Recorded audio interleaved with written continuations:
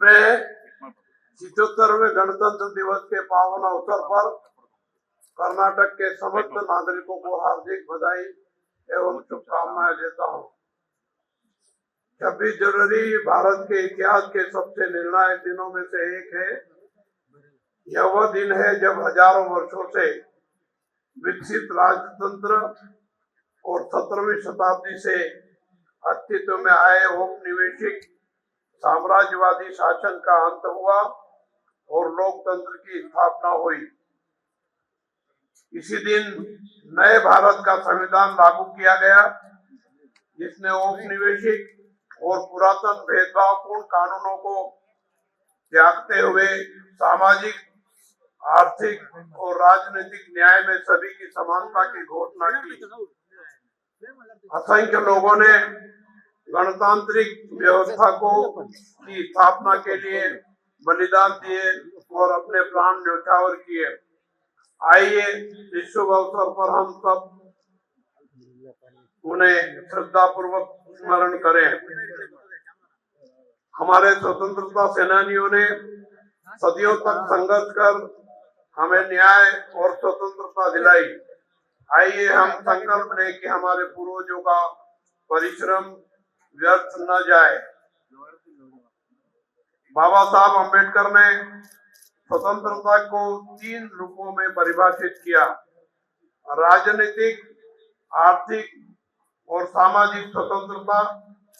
उन्होंने कहा, हमें किसी भी परिस्थिति में केवल राजनीतिक लोकतंत्र से संतुष्ट नहीं होना चाहिए। हमें अपने राजनीतिक लोकतंत्र को सामाजिक लोकतंत्र बनाना होगा। सामाजिक लोकतंत्र जीवन का ऐसा तरीका है जो स्वतंत्रता, समानता और बंधुत्व को जीवन के सिद्धांत मानता है। स्वतंत्रता, समानता और बंधुत्व को अलग अलग नहीं किया जा सकता।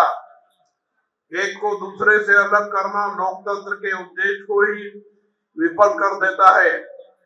समानता के बिना स्वतंत्र कुछ लोगों को अनेक लोगों को पर प्रभुत्व स्थापित करने की अनुमति देगा। स्वतंत्रता के बिना समानता व्यक्तिगत पहल को नष्ट कर देगी और बंधुत्व के बिना स्वतंत्रता एवं समानता स्वाभाविक रूप नहीं ले सकेगी। कर्नाटक सरकार संविधान में निहित इन तीनों सिद्धांतों को प्राथमिकता के रूप में मानती है। राज्य के प्रत्येक क्षेत्र और प्रत्येक समुदाय की आवाज को सुनते हुए न्यायपूर्ण समाधान प्रदान करने के लिए कार्य किया जा रहा है। विभिन्न सरकारी भर्तियों में उपेक्षित वर्गों को प्राथमिकता दी जा रही है। विभिन्न समुदायों की परिस्थितियों को समझने के लिए आयोग गठित किए गए हैं और उनकी सिफारिशों को लागू किया जा रहा है। क्षेत्रीय असंतुलन को समाप्त करने के लिए निरंतर प्रयास किए जा रहे हैं। इन उपायों से कर्नाटक में राजनीतिक, सामाजिक और राजनीतिक गतिशीलता उत्पन्न हो रही है। संविधान की मूल भावना के अनुरूप राज्य ने आर्थिक गतिशीलता प्रदान करने और सबसे पिछड़े वर्गों को सशक्त करने हेतु कई योजनाएं लागू की है। राज्य प्रतिवर्ष सार्वजनिक कल्याण के लिए विशेष रूप से रुपए 1.1 लाख करोड़ व्यय कर रहा है। गारंटी योजनाओं के अंतर्गत अब तक रुपए 1.13 लाख करोड़ से अधिक की राशि वितरित की जा चुकी है। इसके परिणाम स्वरूप विभिन्न अध्ययनों से संकेत मिलता है कि लोगों की क्रय शक्ति में वृद्धि हुई है और परिवारों का आर्थिक सशक्तिकरण हो रहा है।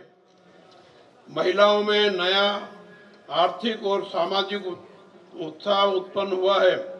कर्नाटक उन चुनिंदा राज्यों में है जहां उपभोक्ता मूल्य सूचकांक बेहतर बना हुआ है।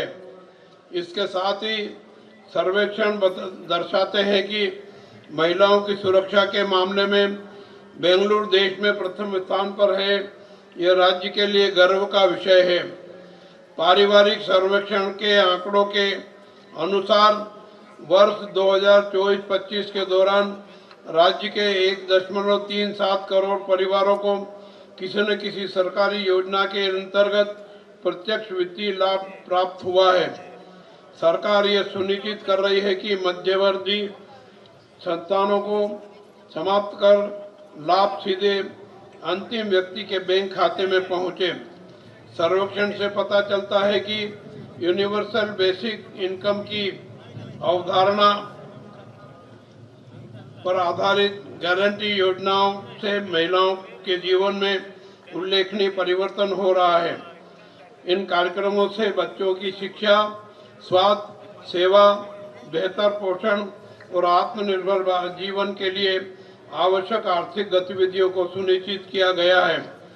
इसके साथ ही अक्का टास्क फोर्स का गठन किया गया है, जिसके माध्यम से 25 से अधिक गतिविधियां संचालित की जा रही है।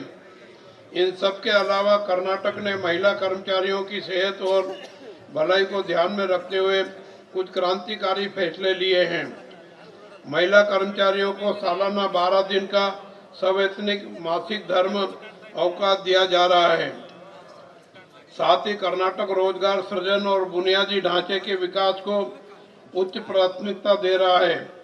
2025-26 के बजट में पूंजीगत व्यय के लिए 83,200 करोड़ का प्रावधान किया गया है। बेंगलुरु में लगभग रुपए 1.5 लाख करोड़ की परियोजनाएं क्रियान्वित की जा रही है, जो आने वाले दिनों में विकास को गति देगी।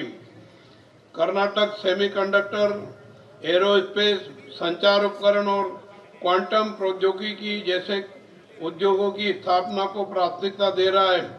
इसके परिणाम स्वरूप कई वैश्विक कंपनियां यहां निवेश कर रही है। विकास को गति देने के लिए कानून व्यवस्था के साथ साथ संपत्ति अभिलेखों की शुद्धता आवश्यक है। इस दिशा में राज्य निरंतर कार्य कर रहा है। राजस्व न्यायालय में लंबित 80% से अधिक मामलों का निपटारा किया जा चुका है। राजस्व न्यायालय को ऑनलाइन संचालित किया जा रहा है, जिससे पारदर्शिता सुनिश्चित हुई है। 51,163 कोड़ी पूर्ण की गई है और अभिलेख अद्यतन किए गए हैं। 4,050 गैर अधिसूचित गांवों को राजस्व गांव घोषित किया गया है और 1,11,111 लाभार्थियों को स्वामित्व पत्र प्रदान किए गए हैं। 1 लाख और स्वामित्व पत्र वितरण के लिए तैयार है। किसानों के हितों की रक्षा हेतु राजस्व अभिलेखों का डिजिटलीकरण किया जा रहा है।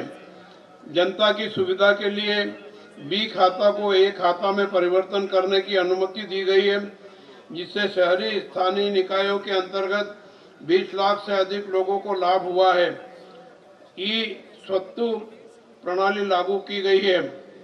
प्रशासन को सरल और नागरिक अनुकूल बनाने के लिए भवन सेटबैक में समयानुकूल संशोधन किए गए हैं। कर्नाटक देश का सबसे बड़ा शिक्षा केंद्र बनकर उभर रहा है। यहाँ बड़ी संख्या में चिकित्सा, नर्सिंग, इंजीनियरिंग, कृषि, बागवानी और प्रबंधन महाविद्यालय एवं विश्वविद्यालय, सरकारी विद्यालयों में एलकेजी और यूकेजी कक्षाएं प्रारंभ की जा रही है। राज्य में लगभग 8.5 लाख बच्चे आवासीय विद्यालयों और छात्रावासों में गुणवत्तापूर्ण शिक्षा प्राप्त कर रहे हैं। प्रोफेसर सुखदेव थोराट कमेटी की रिपोर्ट के अनुसार कार्यान्वयन की जा रही है। कल्याण कर्नाटक क्षेत्र में शिक्षा सुधार हेतु अक्षरा आविष्कार योजना लागू की जा रही है। डॉक्टर छाया देगांवकर की अध्यक्षता में गठित समिति ने हाल ही में अपनी रिपोर्ट प्रस्तुत की है। वर्तमान में वहां 300 क्रांतिकारी मॉडल के कर्नाटक पब्लिक स्कूल प्रारंभ किए गए हैं। राज्य कौशल आधारित शिक्षा को सर्वोच्च प्राथमिकता दे रहा है। इसके अंतर्गत नए जीटीटीसी, पॉलिटेक्निक कॉलेज, स्किल पार्क और एमएसडीसी स्थापित किए जा रहे हैं। विद्यालयों और महाविद्यालयों में भी कौशल शिक्षा को प्राथमिकता दी जा रही है। स्वास्थ्य क्षेत्र में भी कर्नाटक अग्रणी है। जनसंख्या के अनुपात में राज्य में सर्वाधिक प्राथमिक स्वास्थ्य केंद्र, अस्पताल और मेडिकल कॉलेज है। सरकार इन मेडिकल कॉलेजों तथा प्राथमिक स्वास्थ्य केंद्रों की स्थापना भी लगातार कर रही है।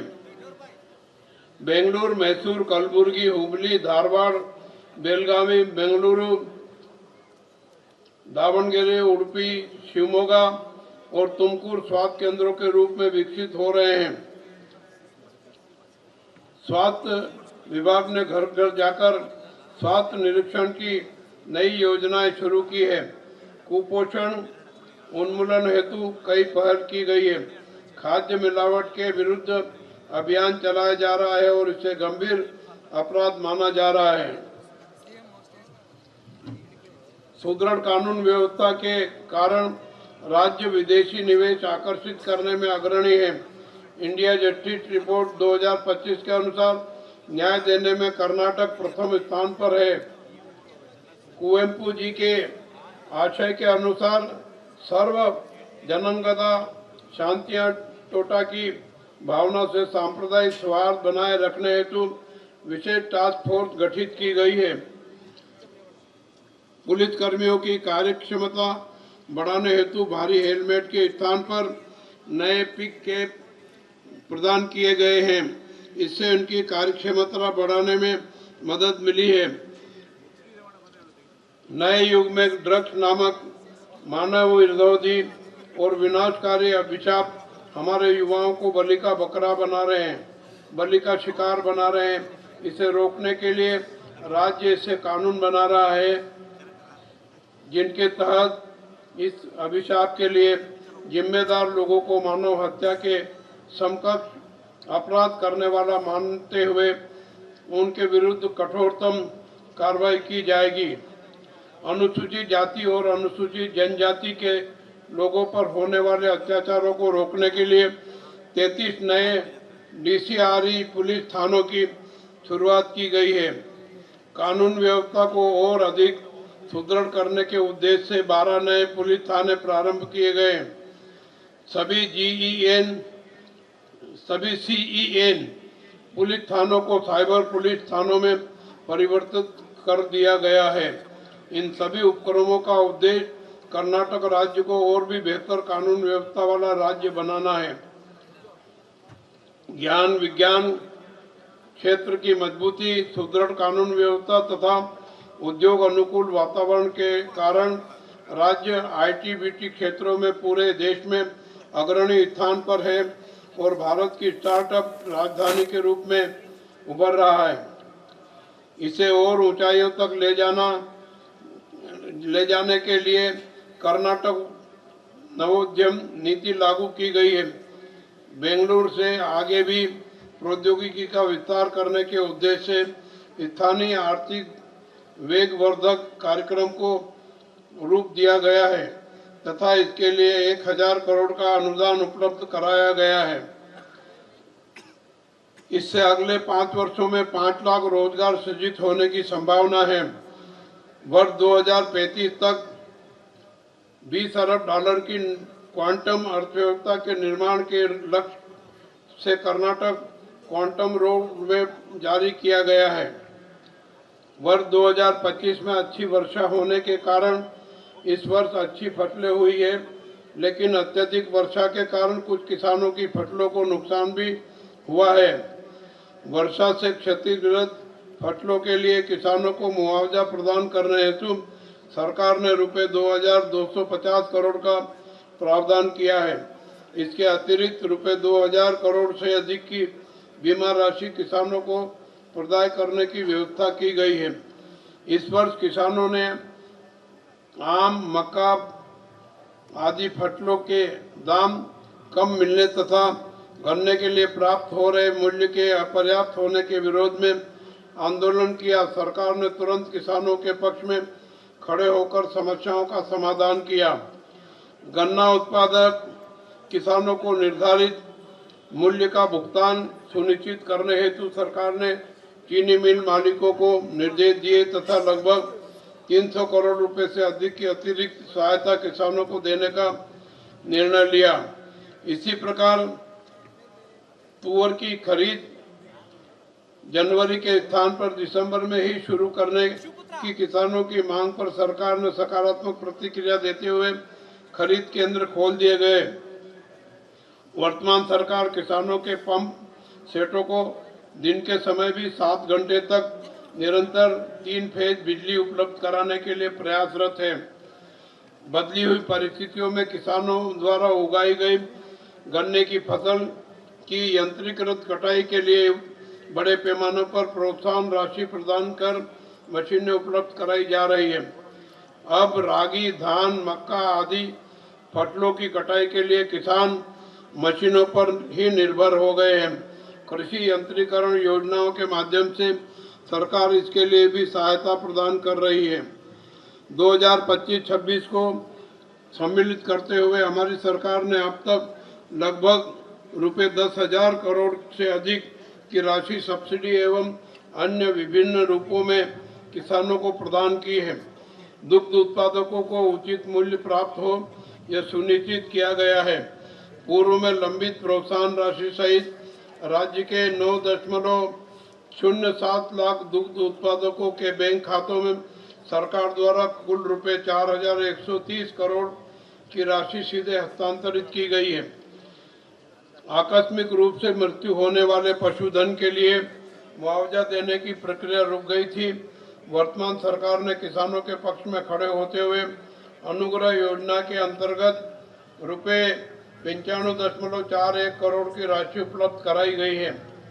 मेरी सरकार निरंतर यह सिद्ध कर रही है कि वह किसान की पक्षधर है।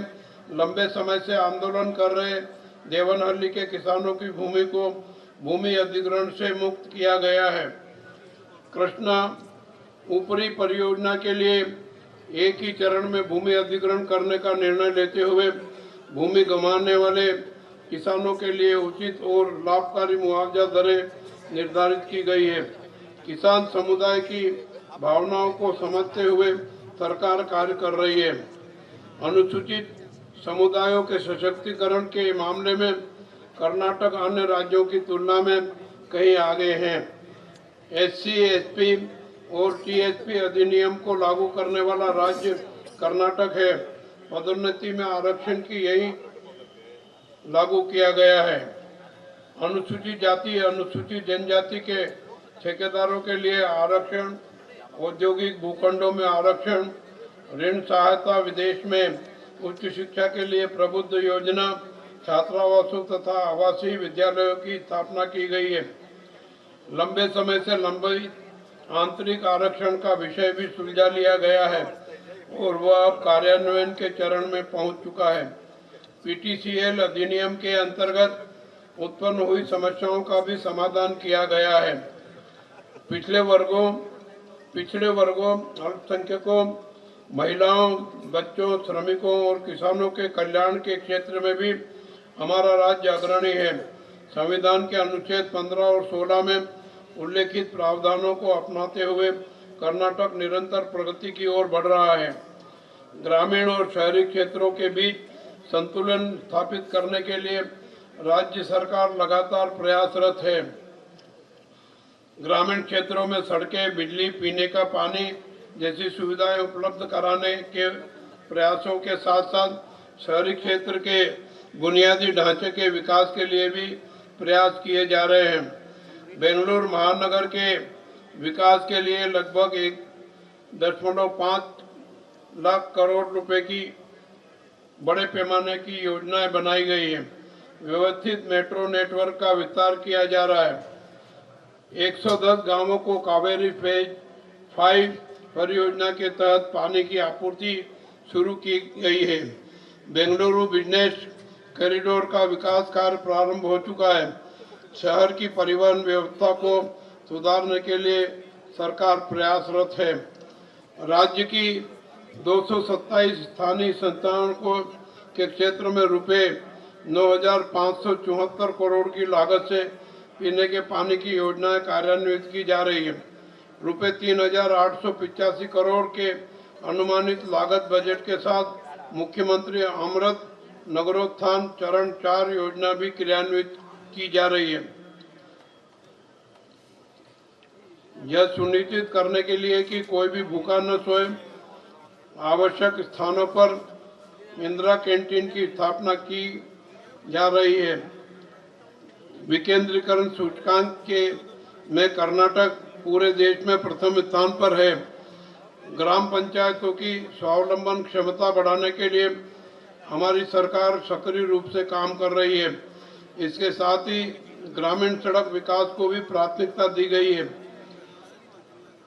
जनता की संपत्ति संबंधी अभिलेखों की आसान उपलब्धता सुनिश्चित करने हेतु ई स्वत्तु सॉफ्टवेयर लागू किया गया है। पारदर्शी प्रशासन सुनिश्चित करने हेतु ग्रामीण विकास और पंचायत राज विभाग के कर्मचारियों के स्थानांतरण को ऑनलाइन काउंसलिंग के माध्यम से सफलतापूर्वक संचालित किया जा रहा है। स्थानांतरण में भ्रष्टाचार को रोकने के लिए सरकार लगातार प्रयासरत है। यह प्रसन्नता का विषय है कि कई विभागों के महत्वपूर्ण पदों की नियुक्तियां काउंसलिंग के माध्यम से ही हो रही है। कर्नाटक ने कल्याण कार्यक्रमों के साथ साथ बुनियादी ढांचों के समग्र विकास गतिविधियों को भी अपनाया है। हवाई अड्डों, उपनगरीय रेलवे परियोजनाओं और जल मार्गों को बढ़ावा देने के उद्देश्य से रुपये 23,094 करोड़ के बजट के साथ साथ राज्य समुद्री और जलमार्ग मास्टर प्लान तैयार किया गया है। इसके अतिरिक्त कर्नाटक जल परिवहन विकास नीति 2024 लागू कर दी गई है। श्रमिक राष्ट्रीय संपत्ति के निर्माता है। राज्य सरकार का मानना है कि श्रमिक कल्याण राष्ट्रीय कल्याण है। निर्माण और अन्य श्रमिकों के बच्चों को मुफ्त शिक्षा प्रदान करने के लिए 42 आवासीय स्कूल शुरू किए जा रहे हैं। इन श्रमिकों के आश्रितों के लिए सुरक्षित आवास सुनिश्चित करने हेतु राज्य के 5 जिलों में 6 आवासीय परिसर बनाए गए हैं। इस वर्ष 14.34 लाख निर्माण श्रमिकों के स्वास्थ्य परीक्षण सहित उनके कल्याण के लिए 1,115 करोड़ रुपए खर्च किए गए हैं। जन केंद्रित शासन सुनिश्चित करने के लिए जन अनुकूल कानून बनाना आवश्यक है। वर्ष 2025 में 76 अधिनियम लागू किए गए हैं। राज्य के कानूनों को आसानी से उपलब्ध कराने के लिए 1957 से अब तक किए गए सभी संशोधनों विभाग की वेबसाइट पर प्रकाशित किए गए हैं। इसके अतिरिक्त 105 नियमों को समेकित कर 2025 में प्रकाशित किया गया है। सरकार राज्य के सभी मंदिरों की संपत्तियों का सर्वेक्षण कर रही है। अतिक्रमणों को हटाकर उन्हें मंदिरों को पुनः सौंप रही है। इसके लिए रुपए 15 करोड़ के आवंटन के साथ भू वराह योजना बनाई गई है। राज्य के तीर्थयात्रियों की सुविधा के लिए तिरुपति में कर्नाटक भवन रुपए 200 करोड़ की लागत से निर्मित किया गया है। अंजनाद्री पर्वत पर समग्र विकास कार्य किए जा रहे हैं। मंदिर पुजारियों की वित्तीय सुरक्षा सुनिश्चित करने हेतु तत्कालिक वार्षिक भत्ता रुपए 60,000 से बढ़ाकर 72,000 रुपये प्रति वर्ष किया गया है। सरकार अल्पसंख्यक कल्याण के लिए भी प्रयास कर रही है। राष्ट्रीय प्रगति के लिए बिजली की उपलब्धता अत्यंत महत्वपूर्ण है। सरकार ने गृह ज्योति योजना लागू की है, जिसके तहत 200 यूनिट तक मुफ्त बिजली दी जा रही है। इसके साथ ही राज्य में कई विद्युत उत्पादन परियोजनाएं भी लागू की जा रही है। चालू वित्तीय वर्ष के पहले 10 महीनों में 28,000 मिलियन यूनिट बिजली का उत्पादन किया गया है। इस वर्ष 41,208 वितरण transformer, 10,943 kilometre high tension line और 6,382 किलोमीटर लो टेंशन लाइन स्थापित की गई है। 11,727 बोरवेलों को बिजली कनेक्शन प्रदान किए गए हैं। निजी कंपनियों से 3,704 मेगावाट बिजली खरीदने के समझौते किए गए हैं। इसके अतिरिक्त राज्य स्वामित्व वाली कंपनियों ने लगभग 4,794 मेगावाट नई बिजली उत्पादन योजना तैयार की है। संविधान के पहले अनुच्छेद में ही भारत को राज्यों का संघ घोषित किया गया है। हमारे संविधान ने संघ और राज्यों के बीच संप्रभु शक्तियों का वितरण किया है। राष्ट्रीय एकता और अखंडता के हित में संघ को अधिक शक्तियां प्रदान करते हुए संविधान ने राज्यों की शक्तियों को मान्यता और सम्मान दिया है। इस प्रकार देश की विविधता को बनाए रखा है। इस शक्ति साझाकरण के सिद्धांत को अपनाकर संविधान के निर्माताओं ने हमें यह शासन प्रणाली दी है। उनका सपना था कि सशक्त राज्यों के माध्यम से एक सशक्त भारत का निर्माण किया जाए। इस संघीय ढांचे को बनाए रखना हम सभी की जिम्मेदारी है। संविधान के कारण ही हम शांति से रह रहे हैं। देश के अनगिनत लोग गहराई से मानते हैं कि यदि हम संविधान की रक्षा करेंगे तो संविधान हमारी रक्षा करेगा। इसी कारण संविधान दिन प्रतिदिन और अधिक प्रासंगिक होता जा रहा है। बाबा साहब अम्बेडकर जी ने कहा था, भले ही कोई संविधान कितना भी अच्छा हो क्यों न हो, यदि उससे कार्यान्वित करने वाले लोग असाधारण रूप से खराब हो तो संविधान भी खराब साबित होगा। और भले ही संविधान कितना भी खराब क्यों न हो, यदि उससे कार्यान्वित करने वाले लोग अच्छे हों तो वह अच्छा साबित हो सकता है। संविधान का कार्यान्वयन पूरी तरह उसकी प्रकृति पर निर्भर नहीं करता। संविधान केवल राज्य के अंग प्रदान कर सकता है, जैसे कि विधायिका, कार्यपालिका और न्यायपालिका। इन अंगों के कार्यकुशलता को प्रभावित करने वाले तत्व देश के लोग और वे राजनीतिक दल हैं जिन्हें लोग अपनी आकांक्षाओं को पूरा करने के साधन के रूप में चुनते हैं। इसलिए लोगों के सामने सबसे महत्वपूर्ण कार्य यह है कि वे ऐसे प्रतिनिधियों का चुनाव करें जो संविधान की मूल भावना को समझकर कार्य करें और निरंतर प्रश्न और संवाद के माध्यम से लोकतंत्र को संरक्षित करें। इसी सिद्धांत और सलाह पर महात्मा गांधी ने भी बल दिया था। हमारे गणराज्य की असली ताकत विविधता में एकता और लोकतांत्रिक संस्थाओं की गतिशीलता और हमारे संविधान में निहित मूल्यों के प्रति प्रतिबद्धता में निहित है। भारतीय संविधान के शिल्पकार डॉक्टर B.R. अम्बेडकर जी और उनके नेतृत्व में प्रारूपण समिति के प्रत्येक सदस्य ने इस राष्ट्र के लिए अद्वितीय योगदान दिया है। इस 77वें गणतंत्र दिवस पर आइए उन्हें याद करें, मिलकर काम करें और राष्ट्र की सेवा और प्रगति के लिए खुद को समर्पित करें। राष्ट्रीय एकता, समानता, अखंडता और समृद्धि प्राप्त करने में लोकतांत्रिक आदर्श हमें मार्गदर्शित करते रहे हैं। देश की भलाई में राष्ट्रभक्ति और एकता की भावना योगदान दे। आइए संविधान की शक्ति का उपयोग करते हुए सुरक्षित, सामंजस्यपूर्ण और समृद्ध कर्नाटक और भारत का निर्माण करें और हमारे आदर्श गणराज्य प्रणाली को और सुदृढ़ बनाएं। धन्यवाद। जय हिंद, जय कर्नाटक।